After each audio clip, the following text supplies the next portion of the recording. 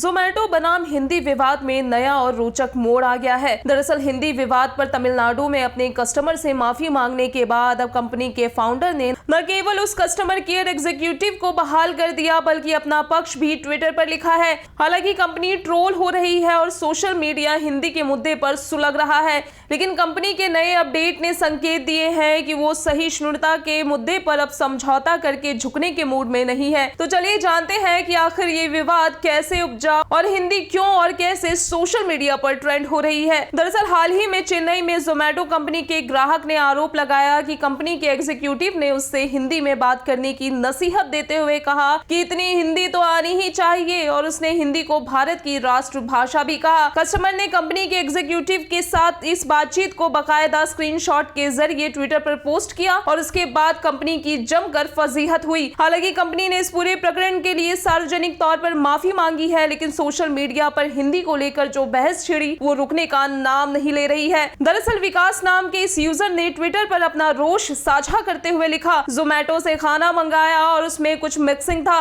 Customer care की तरफ से कहा गया कि अमाउंट वापस नहीं किया जा सकता क्योंकि मैं हिंदी नहीं जानता। इतना ही नहीं, मुझे पाठ भी पढ़ाया गया कि भारतीय होने के नाते मुझे हिंदी आनी चाहिए। मुझे झूठा कहा गया। जोमैटो आपका कस्टमर से बात करने का ये तरीका सही नहीं। जाहिर है कि इस फोटो में विकास और जोमैटो के कस्टमर केयर एग्जीक्यूटिव की बातचीत के अंश है, जिसमें एग्जीक्यूटिव ने लिखा है कि हिंदी राष्ट्रभाषा है। बहरहाल मामला जब उछला तो जाहिर तौर पर जोमैटो बैकफुट पर आई और कंपनी ने माफी भी मांगी, लेकिन तब तक सोशल मीडिया में चिंगारी लग चुकी थी। जिसके बाद जोमैटो ने ट्वीट कर लिखा, वनक्कम विकास, हम अपने कस्टमर केयर एजेंट के व्यवहार के लिए क्षमा चाहते हैं। इस घटना पर हमने आधिकारिक बयान दिया है। हमें उम्मीद है कि अगली बार आप हमें अपनी बेहतर सेवा करने का मौका देंगे। उधर कंपनी के फाउंडर भी बचाव की मुद्रा में आए, लेकिन उन्होंने अपनी कंपनी का सपोर्ट किया और लिखा कि सपोर्ट सेंटर से अनजाने में हुई गलती राष्ट्रीय मुद्दा बन गई है। हमारे देश में सहिष्णुता और ठंडक का स्तर आजकल की तुलना में कहीं अधिक ऊंचा होना चाहिए। यहाँ किसे दोष देना है? फिलहाल हम अपने कर्मचारी को बहाल कर रहे हैं। Bureau report, ABN news.